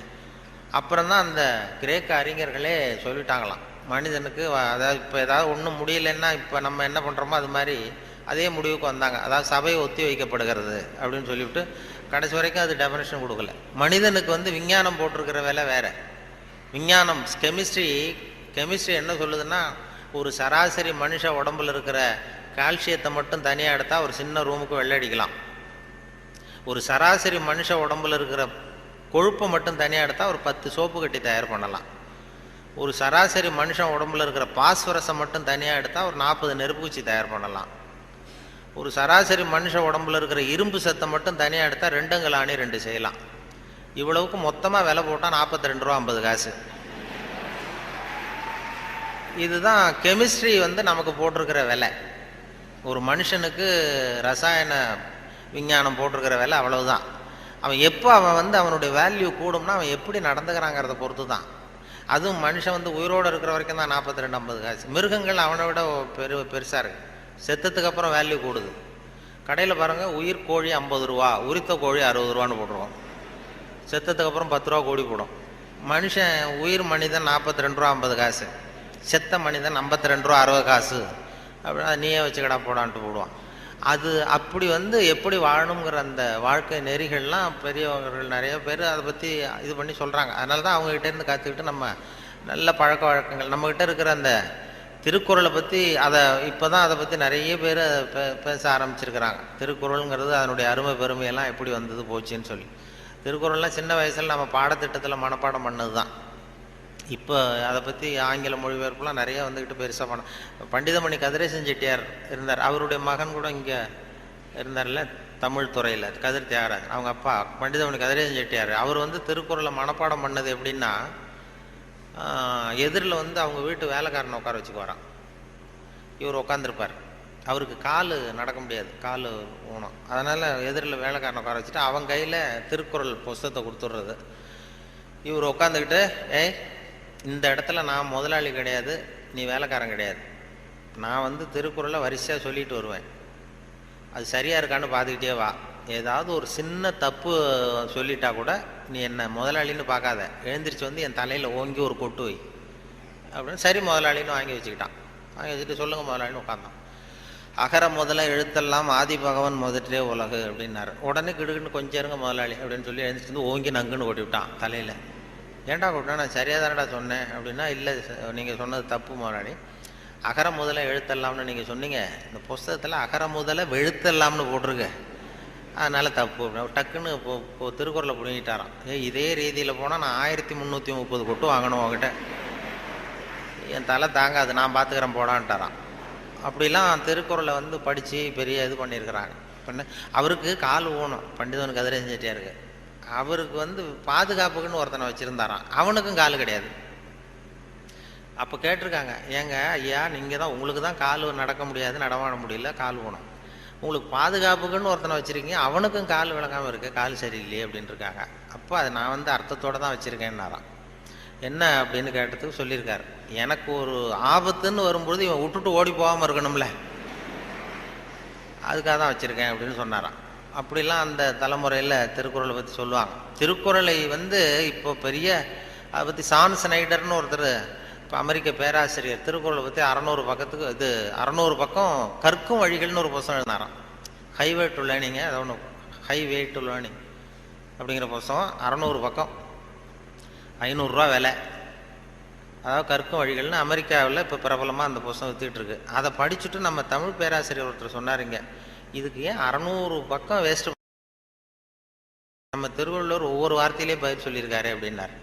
கற்கும் வழிகளில் அவர் என்ன பண்ணியிருக்காருன்னா, சாப்டர் படிச்சிடறார். Why we should read, how we should read, what we should read, when we should read அப்படின்னு 4 பிரிவாக பிரிச்சுக்கிட்டு எதை படிக்கணும், எப்படி படிக்கணும், ஏன் படிக்கணும், எப்போ படிக்கணும் அப்படிங்கிற மாதிரி பண்ணியிருக்கிறார். அதாவது ஹவு வி ஷுட் ரீட் அப்படின்னு ஒரு கேள்வியை கேட்டுக்கிட்டு 250 பக்கம் அவர் எழுதியிருக்கார். இந்த கேள்விக்கு திருவள்ளுவர் எதை படிக்கணும், அதாவது எப்படி படிக்க வேண்டும், ஹவு வி ஷுட் ரீட்னா கசடர கற்க அப்படின்னு ஒரே வார்த்தையில் ஒரு பதில் உண்டு. இதுக்கு 250 பக்கம் வேஸ்ட் பண்ண வேண்டியது இல்லைன்னார். வாட் வி ஷுட் ரீட், என்ன படிக்கணும் அப்படின்னா கற்பவை கற்க சொல்ற, இதுக்கு 300 பக்கம் எழுதியிருக்காரு அவர். வென் வி ஷுட் ரீட், அதாவது அப்புறம் வாட் வி ஷுட் ரீட், ஏன் படிக்க வேண்டும், ஒய் வி ஷுட் ரீட், அதுக்கு 300 பக்கம் எழுதியிருக்காரு. இவர் அதற்கு தக நிற்க அப்படிங்கிறது தீர்ந்து போச்சு. வென் வி ஷுட் ரீட், எப்பொழுது படிக்க வேண்டும் அப்படின்னா சாந்துணையும் அப்படிங்கிற வார்த்தையில் இருந்தது. இப்படி 4 வார்த்தையில் திருவள்ளுவர் சொன்னதை ஒரு 600 பக்கம் எழுதியிருக்கிறாருன்னு சொல்லி சொன்னார். அதை படித்து பார்த்துட்டு அப்படி அதை பற்றி பெருமையாக ஜியு போப்பு ஆராய்ச்சி பண்ணார். அதாவது இவர் அரிஸ்டாட்டல்லையும் திருவள்ளுவரையும் ஒப்பிடுறார் ஜியு போப்பு. அப்போ என்னென்னா, அரிஸ்டாட்டில் காலத்தில் ஒரு தப்பு பண்ணிட்டா அதே தப்பை திருப்பி பண்ணலாம். இப்போ ஒருத்தர் வலது கையை ஒருத்தன் வெட்டிட்டான்னா திருப்பி அவனுடைய வலது கையை வெட்டலாம். இப்போ ஒருத்தன் ஒரு கண்ணை குத்தி விட்டான்னா அதே கண்ணை இவனும் குத்தலாம். அதுதான் இப்போ உள்ள தர்மம். அரிஸ்டாட்டில் காலத்தில் ஒருத்தன் உங்களுக்கு ஒரு விரலை எந்த விரலை வெட்டுறானோ அதே விரலை நீங்களும் வெட்டலாம். அது அந்த தர்மம். அந்த அதே காலத்தில் வந்து திருவள்ளுவர் என்ன சொல்கிறார் அப்படின்னு பார்த்தார். அதாவது ஒருத்தன் நமக்கு கெடுதல் பண்ணுனா திருப்பி அதே கெடுதலை பண்ணு அப்படின்னு அவர் சொல்கிறார். இயேசுநாதரும் அப்போ சொன்னார். அவர் என்னென்னா, அதாவது அரிஸ்டாட்டில் என்ன சொன்னார், ஒருத்தன் உனக்கு வலது கன்னத்தில் அடித்தான்னா நீ வலது கன்னத்தில் அடி. இது அரிஸ்டாட்டல். இயேசுநாதர் சொன்னார், உனக்கு வலது கன்னத்தில் அடித்தான்னா நீ இடது கன்னத்தை திருப்பி காட்டு அப்படின்னார். இது அதை விட கொஞ்சம் பெரிய பண்பாடு உள்ள செயல். அதுக்கடுத்து திருவள்ளுவரை பார்த்தா, நீ ஒருத்தன் உன்னை அடிச்சுட்டான்னா நீ பதிலுக்கு அவன் கன்னத்தை தடவி கொடு அப்படிங்கிறார். இன்னா செய்தாரை ஒருத்தல் அவர் நானும் நன்னையும் செய்து விடுன்னு சொன்னார். அப்படின்னு சொல்லிட்டு இது ஜியு போப்பு ஒப்பிடுறார் அரிஸ்டாட்டிலையும் திருவள்ளுவரையும். அவர் எழுதுறார், when compared because of this unique feature of forgiveness. மன்னிப்பில் வந்து இது ஒரு தனித்தன்மை இருக்குது திருவள்ளுவர் சொல்கிறதுல. அதனால் ஜியு போப்பு எழுதுறார், when compared because of this unique feature of forgiveness Thiruvalluvar is at least 1 inch taller than Aristotle அப்படின்னு எழுதினார். அரிஸ்டாட்டிலை விட 1 inch உயரமானவர் திருவள்ளுவர் அப்படின்னு சொல்லி. அதனால தான் அவ்வளோ உயரமாக கன்னியாகுமரியில் கொண்டு போய் செலவு வச்சுருக்குறோம். அது வந்து அப்படி வந்து ஜியு போப்பு கம்பேர் பண்ணி எழுதுறார். அப்படி நாம் பெருமைப்படுறதுக்கு எத்தனையோ விஷயங்கள் நம்ம இதில் இருக்குது. அதனால் இப்படிப்பட்ட இந்த உணர்வு, இந்த நகைச்சுவை உணர்வை பற்றி பேசிட்டு இருந்தோம் இல்லையா, அது வந்து எங்கள் ஆசிரியர் சொன்னது மாதிரி அதை வச்சு எந்த விஷயத்தை சொன்னாலும் கொஞ்சம் சுவாரஸ்யமாக சொன்னோம்னா வாழ்க்கையிலையும் சரி, நீங்கள் எந்த துறையில் வேலைக்கு போனாலும் சரி, சக மனிதர்கள்ட்ட பழகும் பொழுதும் சரி, அந்த நகைச்சுவை உணர்வுன்னு இருக்கும் பொழுது நல்லாயிருக்கும். அதாவது எங்கள் இவர் பேராசிரியர் கல்கி வந்து எழுதியிருக்கிறார், இதில் பேசினார். அவர் ஆல் இண்டியா ரேடியோவில் ஆரம்பத்தில் 1938 பேராசிரியர் கல்கி வந்து பேசியிருக்கார், தமிழில் சிறுகதை அப்படின்னு. எப்படி சொல்கிறது, சுவாரஸ்யமாக எப்படி சொல்கிறதுன்னு சொல்லி அப்போ பேசியிருக்கார். சிறுகதைன்னா அது சிறுன்னு அர்த்தம் இருக்கு, அதனால் சிறுசாக இருக்கணும், தேவைக்கு அதிகமாக வளர்த்தாத. கதைன்னா அதில் ஒரு கதை அம்சம் இருக்கணும். ஒரே ஒரு ஊரில் அப்படின்னு ஆரம்பித்தா அதுக்கப்புறம் என்ன அப்படின்னு கேட்க தோணுதில்ல, அது மாதிரி இருக்கணும் ஒரு வரியும் அப்படின்னு சொல்லிட்டு சொல்கிறதே எப்படி சுவாரஸ்யமாக சொல்கிறதுன்னா, தேவைக்கு அதிகமாக நீ வளர்த்தாதே அப்படின்னு சொல்லி அதுக்கு ஒரு உதாரணம் கொடுத்துருக்காரு கல்கி. அதாவது நீங்கள் எழுத்தாளராக இருந்தாலும் சரி, பேச்சாளராக இருந்தாலும், சக மனிதர்கள்ட்ட பழக்கிறவராக இருந்தாலும் தேவைக்கு அதிகமாக இது பண்ணாதீங்க அப்படிங்கிறதுக்காக சொல்லியிருக்காரு. அவர் ஒரு கதை எழுத்தாளர் எப்படி இருக்கணுங்கிறதுக்காக கல்கி சொன்னது. ஒரு நாள் காஞ்சிபுரம் உபய வேதாந்த தேசிக சுவாமிகள் தன் வீட்டு வேலைக்கார குப்பனை கூப்பிட்டு, அடை குப்பா, நீ உடனே ஸ்ரீபெரும்புதூர் ஓடிப்போய் திருவேங்கடாச்சாரியை சந்தித்து திருக்குடந்தையிலே இருந்து இங்கே வந்திருக்கிற திருநாராயண ஐயங்கார் சுவாமிகள் திருக்கோவில் ஆராதனைக்கு திருத்துழாய் எடுத்து திரும்புகையில் திருக்குளத்தில் திருப்பாசி வழுக்கவே திருவடி தவறி விழுந்தார் என்று சொல்லிவிட்டு வா அப்படின்னு எழுதினாராம். சொல்லிவிட்டு, என்னப்பா சொல்லிடுவியா அப்படின்னு கேட்டிருக்காரு. நான் சொல்லிடுறேன் சாமின்னு இருக்கான் குப்பை. எப்போ இன்னொருத்தரை என்கிட்ட சொல்லி காட்டு, என்ன சொல்லுவேன் அப்படின்னு கேட்டாராம். அது என்ன சாமி, கும்மோன் தாசாமி குட்டையில் விழுந்தான்னு சொல்லணும், அவ்வளோதானே, நான் சொல்லிட்டு போகிறேன் அப்படின்ட்டான். அப்போ கல்கி சொல்கிறார், சிறுகதையின் இலக்கணம் குப்பனுக்கு புரிந்திருக்கிறது, உபய வேதாந்த தேசிக சுவாமிகளுக்கு புரியவில்லை அப்படின்னு அவர் பேசியிருக்கார். அந்த வானொலி இதில் ஒளிப்பதிவில் கேட்டேன், அது அப்படியே வச்சுருக்காங்க. அப்போ பேசுனதெல்லாம் அப்பப்போ இது பண்ணி வச்சுருக்கிறது. அதே மாதிரி கொத்தமங்கலம் சுப்புன்னு ஒருத்தர் பெரிய பிரபலமான வில்லுப்பாட்டு கலைஞர். அப்புறம் அவர் வந்து காந்தி மகான் கதைன்னு ஒரு வில்லுப்பாட்டு எழுதினார். அப்போ காந்தி மகான் கதை வில்லுப்பாட்டு அவருக்கு வந்து அந்த வில்லுப்பாட்டை கேட்குறதுக்கு ஏகப்பட்ட கூட்டம், எல்லாரும் பெரிய ரசிகர்கள். ஆனால் அதையே புஸ்தகமாக போட்டு விற்கல. காந்தி மகான் கதை புஸ்தகமாக போட்டு புத்தகமாக விற்கும்பொழுது யாரும் வாங்கிறதுக்கு ஆள் இல்லை, அவரே வீட்டில் அடிக்க வச்சுருந்தார். அதை அப்போ அந்த வில்லுப்பாட்டு இருக்கு, காந்தி மகான் கதை வில்லுப்பாட்டை நான் ரேடியோவில் போடுறதுக்காக எடுத்து பதிவு பண்ணிகிட்டு இருந்தேன். அப்போது ஒரு கட்டம் வந்தது, காந்தியை சுடுற இடத்துல அவர் கதறி அழுறார். கதறி அப்படியே நிஜமாகவே அழுறார் காந்தி சுடப்படுற இடத்துல. அந்த வில்லுப்பாட்டு அது பதிவாக இருக்குது, அதை போட்டு கேட்டேன். அப்போ எனக்கு ஒரு சந்தேகம், இது எப்படி, அதாவது ஒரு தடவை சொல்கிறப்ப அழுக வரலாம் அவருக்கு, இந்த வில்லுப்பாட்டை திருப்பி திருப்பி பாடிக்கிட்டே இருப்பார். ஒரு 500 தடவை 600 தடவை சொல்லும்பொழுது 600வது தடவையும் காந்தியை சூடு பண்ணிகிட்டு இருக்கிறாங்க. அதனால் நல்ல பழக்க வழக்கங்களை வந்து ஏற்படுத்திக்கணுங்கிறது தான் ரொம்ப முக்கியமான விஷயம். அதனால் இதில் எப்படி நான் சொன்னது மாதிரி எவ்வளவு நேரம் எதை தாக்க முடியும், குடும்பத்தில் வந்து ரொம்ப ஒருத்தர் அனுசரிப்புத்தன்மை, சகிப்புத்தன்மை இதெல்லாம் வேணுங்கிறத பற்றி நிறைய அந்த சின்ன சின்ன விஷயங்களாக தான் வானொலி சொல்கிறது உண்டு. இந்த நகைச்சுவைன்னு சொன்னதுனால அதை சேர்த்து கதையாக சொல்கிறது உண்டு. சின்ன விஷயங்களை வந்து அப்படியே இப்போ குடும்பத்தில் வந்து ஒரு அனுசரிப்பு தன்மை வேணும், வாழ்க்கைங்கிறது ஒரு பெரிய பிரயாணம், குடும்பத்தில் அனுசரிப்பு தன்மை வேணும் அப்படின்னா அப்போ அதுக்கு ஒரு கதை மாதிரி சொல்லிடுறது வானொலி ஊடகத்தில். இப்போ ஒரு குடும்பத்தில் கணவன் மனைவி 2 பேர் இருந்தாங்க. 2 பேருக்கு ஒரு குழந்தை பிறந்தது. அதுக்கு பேர் வைக்கிறதுல தகராறு வந்துட்டு தான். என்ன பேர் வைக்கிறதுன்னு அவன் சொல்கிறான் எங்கள் அப்பா பேர் தான் வைக்கணுங்கிறான். இந்த அம்மா சொல்லுது எங்கள் அப்பா பேர் தான் வைக்கணுங்குது. தகராறு. உடனே என்ன காலையிலேருந்து சண்டை, குழந்தைக்கு பேர் வைக்கிறதுல. அதில் கூட ஒத்து போக முடியல. உடனே எதிர்த்து வீட்டுக்காரன் ஒருத்தன் வந்தான். வந்து என்ன உங்கள் வீட்டில் காலையிலேருந்து சண்டைன்னு கேட்டிருக்கான். அது ஏன் கேட்குறீங்க, இந்த குழந்தைக்கு பேர் வைக்கிறதுல தகராறு, நான் எங்கள் அப்பா பேரை வைக்கணுங்கிறேன், அவங்க அப்பா பேரை வைக்கணும்னு சொல்லுது, என்ன பண்ணுறது தெரியலன்னு தான் அவன் சொன்னானா. இது ஏன் சண்டை போடுறீங்க, எதிர்த்த வீட்டுக்காரன்னு நான் ஒருத்தன் எதுக்கு இருக்கேன், என்கிட்ட சொல்ல வேண்டியது தானே அப்படின்னு சொல்லிவிட்டு ஏன்ப்பா உங்கள் அப்பா பேர் என்னன்னு கேட்டிருக்கான். எங்கள் அப்பா பேர் சீனிவாசன் அப்படின்ட்டுருக்கான். சரிம்மா உங்கள் அப்பா பேர் என்ன, எங்கள் அப்பா பேர் கிருஷ்ணன்.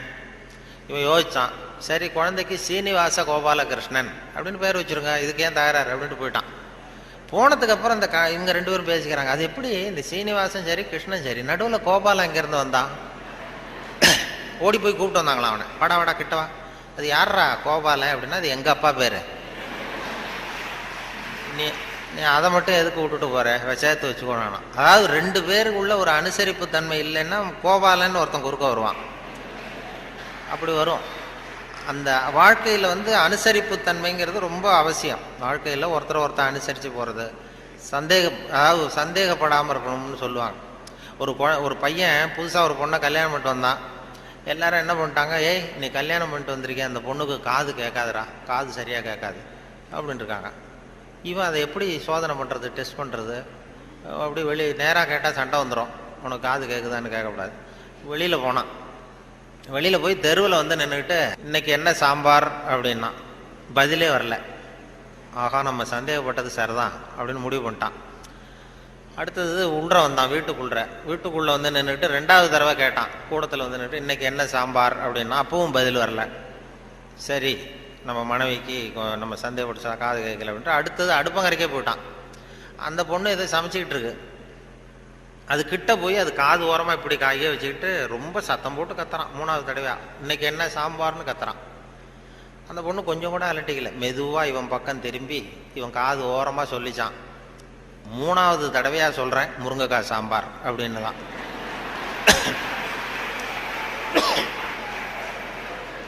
இவனுக்கு காது கேட்கல, இவன் அதை போய் குத்துறான். அதான் தன் குற்றம் நீங்கி பிறர் குற்றம் காண்கிற்பின் என் குற்றமாகும் இறைக்குன்னு சொல்லுவாங்க. அதில் திருவள்ளுவர் இதில் என்னென்னா ரொம்ப கிட்டத்தில் வந்து நமக்கு புத்தி சொல்கிறவர் அவர் தான். மற்றவங்களாம் எட்டத்துலேருந்து சொல்லுவாங்க, நீங்கள் நல்லது செஞ்சால் எதுக்கும் கவலைப்படாதீங்க அப்படின்னு எத்தனையோ பேர் உபதேசம் பண்ணுவாங்க. நமக்கு நீ நல்ல காரியம் செய்கிறது நல்ல காரியமா, எதுக்கும் கவலைப்படாது, நீ பாட்டு செஞ்சுட்டு போடா அப்படிம்பாங்க. திருவள்ளுவரை சொல்ல கிட்ட வந்து நீ நல்லது செஞ்சாலும் தப்பு வந்துடும், ஜாக்கிரதையாரு அப்படின்னு சொல்லிட்டு போகிறார். அது நம்ம மேலே ரொம்ப அக்கறை உள்ளவங்க தான் அதை சொல்லுவாங்க. பலனை பற்றி கவலைப்படாத, நீ பாட்டு எதை வேணாலும் செஞ்சுட்டு போ, கடமையை செஞ்சுட்டு போடான்னு உபதேசம் பண்ணுறது இருக்காங்க நிறையா. நன்று ஆற்றல் உள்ளும் தவறுண்டு, அவரவர் பண்பறிந்து ஆற்றா கடை, நீ நல்லது செஞ்சால் கூட தப்பு வந்துடும், ஜாக்கிரதையாரு அப்படின்னாரு. அது நம்ம பேரில் அக்கறை, அவ்வளவு அக்கறை உள்ளவங்க தான் அதை சொல்ல முடியும். இப்போ ஒருத்தன் ஒரு தெருவில் வந்து ஒருத்தன் குடிகாரன் நடு ராத்திரி 12 மணி ஆடிக்கிட்டே நிற்கிறான். ஒரு பெரியவர் வந்தார், ஏய் இந்த நேரம் அப்படி அநியாயமாக அப்படி ஆடிட்டு நிற்கிறியே, உங்கள் வீடு எங்கடா இருக்குன்னா அண்ணாந்து பார்த்தான். பக்கத்தில் பார்த்தார், ஒரு மாடிப்படி மாதிரி படிப்படியாக இருக்குது, அங்கே ஒரு ரூம் இருக்குது, கதவு இருந்தது, அங்கே தான் இருக்கேன்னா பிடிச்சி இழுத்துட்டு போனார். வாடா உன்னை கொண்டு வந்து வீட்டில் விட்றேன்னா வரமாட்டேங்கிறான்.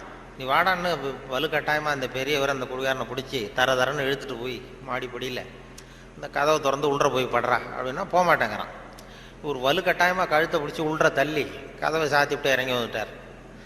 அப்பாடா ஒரு நல்ல காரியம் பண்ணோம். வந்தால் இன்னொருத்தன் அதே மாதிரி ஆடிக்கிட்டு வரான் கீழே. ஏய் நீ என்னடா பண்ணேன்னா இவனும் அதே மாதிரி ஆடுறான். சரி வாடா உனக்கும் இங்கே தான் நான் அண்ணந்து பார்த்தான், சரி வா அங்கே தான் தங்கியிருக்கேன்னு பிடிச்சி தரன்னு இழுத்துட்டு போய் கதவு திறந்து போடான்னு அவனும் போக மாட்டேங்கிறான். அவனையும் வலுக்கட்டாயமாக தள்ளிவிட்டு மூடிவிட்டு கீழே இறங்கி வந்தார். வந்தால் 3வது ஆள் ரொம்ப பயங்கரமாக ஆடிட்டு வரான். எத்தனை பேருடா இன்னைக்கு இப்படி புறப்பட்டுருக்கீங்க, எல்லாம் அங்கே தான் இருக்கீங்களா அப்படின்னு சொல்லி வாடா மேலேன்னு கூப்பிட்டார். நான் வரமாட்டேன்னு கத்தினான். அதெல்லாம் முடியாது, ஒன்று அங்கே விட்டுட்டு தான் போவேன்னு அவர் பெரியவர் இழுக்கிறார். இழுத்ததும் உடனே போலீஸ்னு கத்திருக்கான். போலீஸ்காரர் வந்துட்டார். அந்த போலீஸுக்காரர்கிட்ட அவன் புகார் பண்ணுறான், இந்த பாருங்க சார், யாரோ ஒரு பெரியவர் என்னை இந்த வழியாக மேலே கொண்டு போய் அந்த கதவை திறந்து அந்த பக்கமாக இருக்கிற குப்பை குழியில் தள்ளி தள்ளி விட்டுக்கிட்டு இருக்கிறார் 3 தடவையாக. நான் இறங்கி இறங்கி கீழே வந்துக்கிட்டு இருக்கேன். இன்னும் 2 தரம் தள்ளி விட்டாருன்னா செத்து போடுவோம் சார் அப்படின்றான். இதான் நன்று ஆற்றல் உள்ளும் தவறுண்டு, அவரவர் பண்பறிந்த ஆற்றா கடை. நீ நல்லது தான் செஞ்சார், தப்பு வந்துடும், அது அவ்வளவு தூரம் அவர் தான் சொல்ல முடியும். அந்த நன்றாற்றல் உள்ளும் தவறுண்டு, அவரவர் பண்பறிந்த ஆற்றா. நல்லதுன்னு செய்வாங்க. இப்போ ஒருத்தன் யார்கிட்டையும் நண்பர்கள்ட்ட கேட்டான், ஒரு 100 ரூபா கொடுங்கடா, ஏதாவது தொழில் செஞ்சு பொழைச்சிக்கிறேன்னு. யாருமே கொடுக்கறதுக்கு ஆள் இல்லை, பரவாயில்ல. உடனே அவன் என்ன பண்ணால், சரி மனிதர்கள் யாரும் நமக்கு உதவி பண்ண மாட்டேங்கிறாங்க, நமக்கு தேவை ஒரு 100 ரூபா, இது கடவுளுக்கே ஒரு லெட்டர் போட்டு பார்ப்போம், அவர் தானே எல்லாரையும் படைச்சார், அவர் கொடுக்குறாரா பார்ப்போம். ஒரு போஸ்ட் கார்டு வாங்கினான்.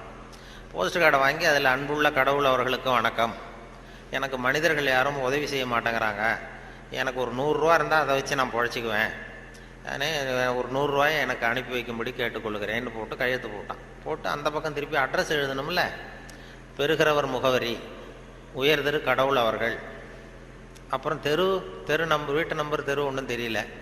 யோசிச்சான், கடவுள் அட்ரஸ் எப்படி கண்டுபிடிக்கிறது யோசிச்சு, சரி எல்லார் அட்ரஸும் போஸ்ட் மாஸ்டருக்கு தெரியும் அப்படின்னு சொல்லி கடவுள் கேரா போஸ்ட் மாஸ்டர்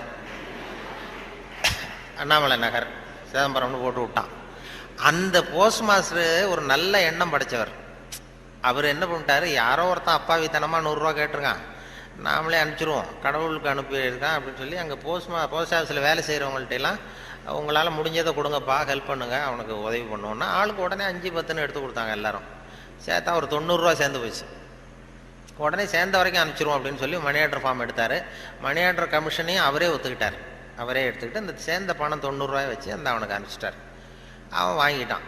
வாங்கி 90 ரூபா வாங்கிட்டு மறுபடியும் ஒரு போஸ்ட் கார்டு வாங்கினான். வாங்கி மறுபடியும் கடவுளுக்கே ஒரு லெட்டர் எழுதினான். அன்புள்ள கடவுள் அவர்களுக்கு வணக்கம், நீங்கள் அனுப்பிய பணம் வந்து சேர்ந்தது, ரொம்ப நன்றி. இருந்தாலும் உங்களுக்கு ஒரு யோசனை சொல்ல விரும்புகிறேன், ஆலோசனை, அறிவுரை. இனிமேல் நீங்கள் எனக்கு பணம் அனுப்பும் பொழுது போஸ்ட் மாஸ்டர் மூலமாக அனுப்ப வேண்டாம், அவர் ஒரு 10 ரூபாயை எடுத்து வச்சுக்கிறார் அப்படின்னா. நல்லது செய்ய போய் கெட்ட பேர் வந்துடுது பாருங்க. இதுதான் நன்று ஆற்றல் உள்ளும் தவறுண்டு, நன்று ஆற்றல் உள்ளும் தவறுண்டு, அவரவர் பண்பறிந்த ஆற்றா கடை அப்படிங்கிறது அதான். அப்படி அதை பண்ணியிருக்கிறாங்க. அதை ரொம்ப அருமையாக இவர் சுத்தானந்த பாரதியார் மொழிபெயர்ப்பு இருக்கு, ஆங்கில மொழிபெயர்ப்பு. அதை திருக்குறள் தமிழில் எப்படி எழுதியிருக்காரோ அதே அழகில் அவர் ஆங்கிலத்தில் மொழிபெயர்த்திருக்கிறார்.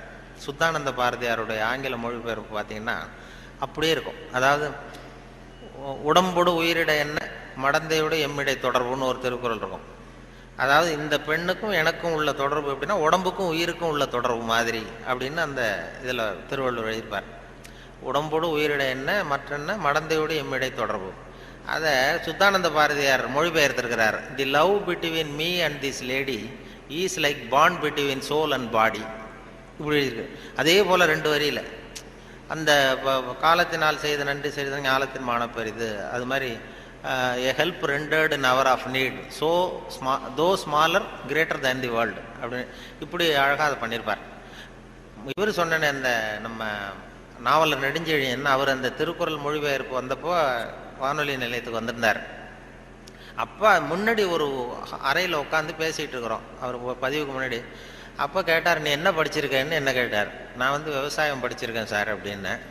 விவசாயம் படிச்சிருக்கேன்னா அப்போ உங்ககிட்ட தான் ஒரு கேள்வி கேட்கணும் அப்படின்னு கேட்க ஆரம்பித்தார். என்ன சார் கேட்க போறீங்கன்னா, இந்த காலத்தினால் செய்த நன்றி செய்தேனும் ஞாலத்தின் மான பெரிதுன்னு ஒரு திருக்குறள் இருக்குல்ல, ஆமான்னு. அது அது பொருத்தமாக இல்லையே அந்த உதாரணம்னார். என்னன்னு கேட்டேன். காலத்தினால் செய்த நன்றினா ஒருத்தன் அவ தேவைப்படுறப்ப செய்கிற உதவி பூமியை விட பெருசு. ஞாலத்தின் மான பெரிதுனா பூமிங்கிறது ஒரு பௌதிக பொருள், அது உருண்டை. உதவிங்கிறது ஒரு செயல். நீ ஒருத்தனுக்கு அந்த நேரம் பார்த்து செய்கிற உதவி பூமியை விட பெருசுன்னா நீ செய்கிற செயல் உருண்டையா இருக்கா? அதுக்கும் பூமி உருண்டைக்கும் என்ன சம்பந்தம்? அது பொருத்தமா இல்லையேன்னு அவர் சொன்னார். நெடுஞ்செழி, ஆமாம் சார் எனக்கும் அது பொருத்தம் அப்படி தான் தெரியுது அப்படின்னா. இல்லை நீ விவசாயம் படித்ததுனால கேட்டேன் உங்ககிட்ட அப்படின்னு சொல்லிட்டு அப்புறம் அதுக்கு அவர் விளக்கம் கொடுத்தார். அது அப்படி இல்லை தம்பி அப்படின்னு சொல்லிட்டு, காலத்தினால் செய்த நன்றிங்கிறது நேரம் பார்த்து உதவி செய்கிறது. பூமி உடனே உதவி செய்யாது. அது எப்படின்னா, இன்னைக்கு ஒரு கத்திரிக்காய் செடியை நட்டின்னா ஒரு 4 மாதம் கழிச்சு தான் கத்திரிக்காய் காய்க்கும். இன்னைக்கு ஒரு நெல்லை நடவு பண்ணினா ஒரு 3.5 மாதம் 4 மாதம் கழிச்சு தான் உனக்கு பலன் கொடுக்கும். 4 மாதம் கழித்து பலன் கொடுக்குற பூமியை விட உடனே செய்கிற உதவி பெருசு இல்லையா? அதனால தான் காலத்தினால் செய்த நன்றி செய்தேன்னு ஞாலத்தின் மான பெரிது அப்படின்னார். இதை நாவலர் நெடுஞ்செழியன் சொன்னார்.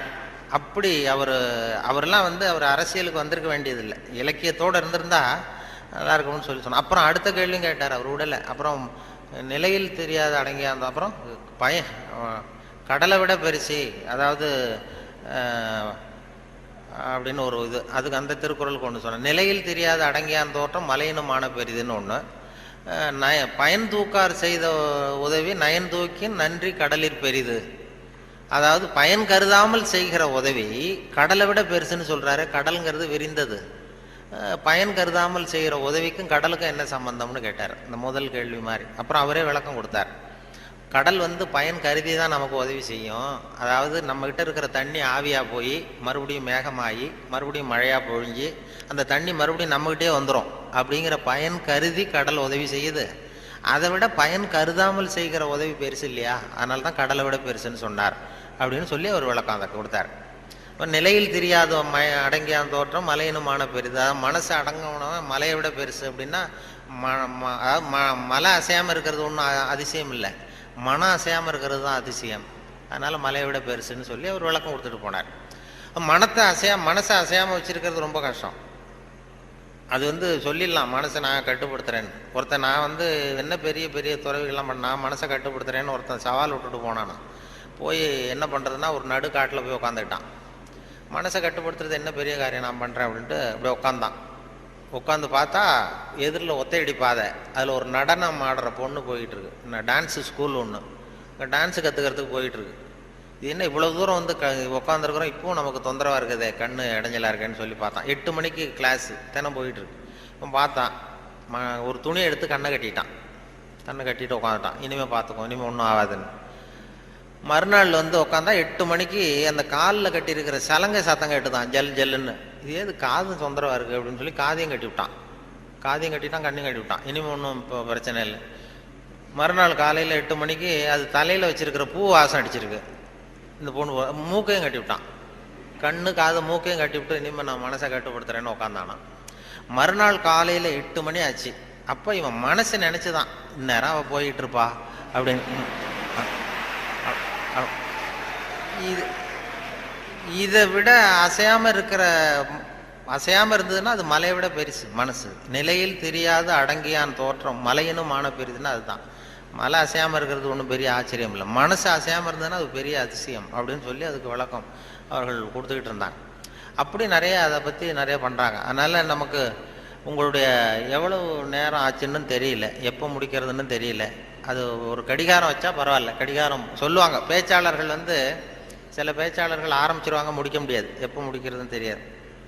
நெடுஞ்செழியனை பற்றி பேரறிஞர் அண்ணா சொல்கிறது உண்டு. நெடுஞ்செழியன் கூட்டம் நெடுஞ்செழியன் பேசி முடிக்கும் பொழுது அண்ணா சொல்லுவார், அவர் ஒரு பேசி முடிக்க போனார்னா அந்த பிளேன் அப்படி இறங்குறதுக்கு முன்னாடி 2 ரவுண்ட் அடிக்குது இல்லை மேலே, அது மாதிரி ஒரு 2 ரவுண்ட் அடிச்சுட்டு அப்புறம் தான் கீழே இறங்குவார் அப்படின்னு சொல்லி வேடிக்கை சொல்லுவார். அது மாதிரி பேச்சாளர்களுக்கு இப்போ ஒரு பேச்சாளர் பேசிக்கிட்டே இருந்தாராம், எவ்வளோ நேரம் ஆச்சுன்னு தெரியல. அப்புறம் சொல்லியிருக்காரு, ஐயோ உங்களை ரொம்ப நேரம் போர் அடிச்சிட்டேன் போல் இருக்கு, எனக்கு நேரம் போனதே தெரியல, கடிகாரத்தை பார்க்க மறந்துட்டேன் சார், மன்னிச்சுங்கன்னு இருக்கார். அப்போது ஒருத்தர் கோபமாக எழுந்திரிச்சு சொன்னாராம், ஏன் கடிகாரத்தை தான் பார்க்க மறந்த, பின்னாடி மாட்டிருக்கிற கேலண்டரையாவது பார்க்கக்கூடாதா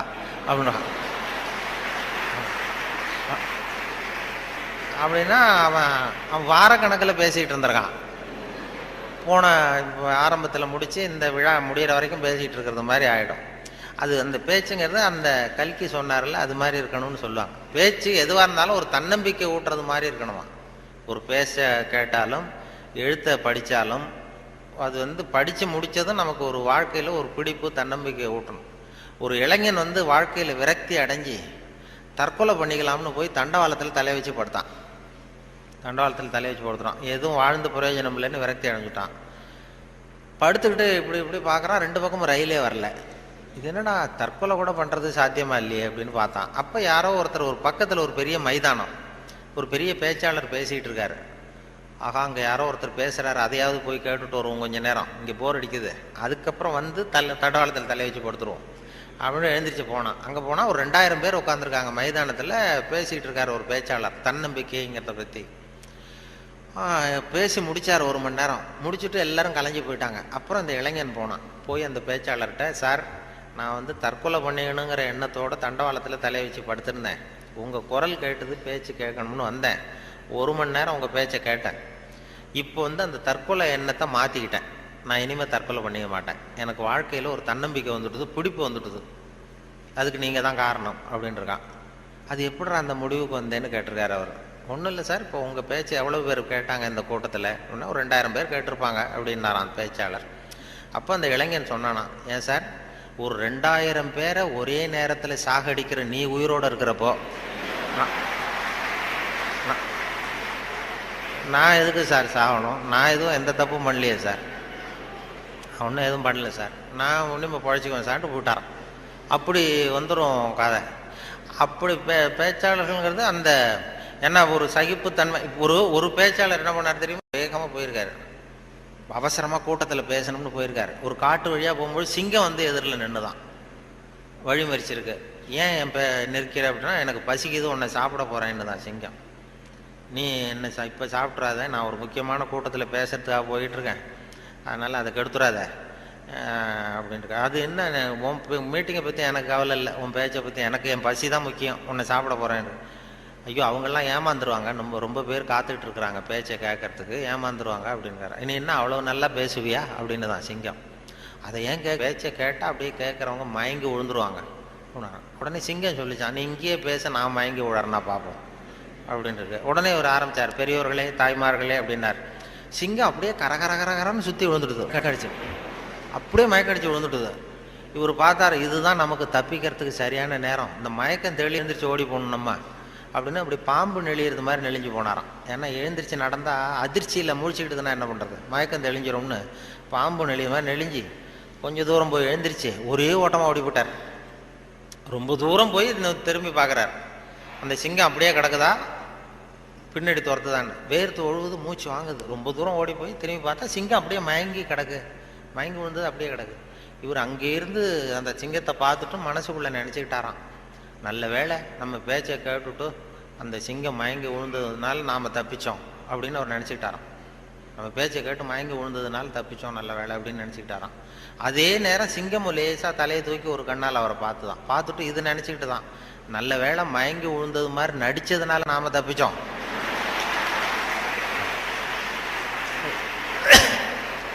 இல்லைன்னா அவன் பேசியே கொண்டிருப்பான் நம்மளை அப்படின்னு அது நினச்சிதான். இப்போ எதுக்கு இதை சொல்கிறேன்னா, இப்போ உங்கள் முகத்தையெல்லாம் பார்த்தா அந்த சிங்கத்தோட முகம் மாதிரி தெரியுது எனக்கு. ஆமாம், அது என்ன, இது எந்த இதில் இருக்கீங்க என்ன ஏதுன்னு அதை புரிஞ்சுக்கிறது ரொம்ப கஷ்டம். ஆனால் இது மாதிரி நேரத்தில் நல்ல பழக்க வழக்கங்களை வளர்த்தலாம். சகிப்புத்தன்மைங்கிறது ஒரு பெரிய முக்கியம். இன்டர்நேஷ்னல் இயர் ஆஃப் டாலரன்ஸ்னு கொண்டாடினாங்க. சர்வதேச சகிப்புத்தன்மை ஆண்டுன்னு 1995 இன்டர்நேஷ்னல் இயர் ஆஃப் டாலரன்ஸ், சர்வதேச சகிப்புத்தன்மை ஆண்டு. எதுக்கு சொல்கிறேன்னா, இது மாதிரி சந்தர்ப்பத்தில் நீங்கள் உங்களுக்கு பிடிக்குதோ பிடிக்கல ஒரு சகிப்புத்தன்மைன்னு ஒன்று, எவ்வளோ நேரம் தாக்கு பிடிக்க முடியும் அப்படிங்கிறதெல்லாம் பண்ணிக்கலாம். அதனால் அது மாதிரி உங்களுடைய உங்களுடைய சகிப்புத்தன்மை நல்லாவே இருக்குதுன்னு நினைக்கிறேன். ஏன்னா இது வரைக்கும் யாரும் கலைஞ்சி போகல, அதனால் எல்லாத்தையும் தாக்கு பிடிச்சி உட்காந்துருக்குறீங்க. அதனால் உங்களை எல்லாம் இது மாதிரி ஒரு நல்ல சந்தர்ப்பத்தில் சந்தித்ததில் எனக்கு ரொம்ப மகிழ்ச்சி. ஏன்னா ஒரு பெரிய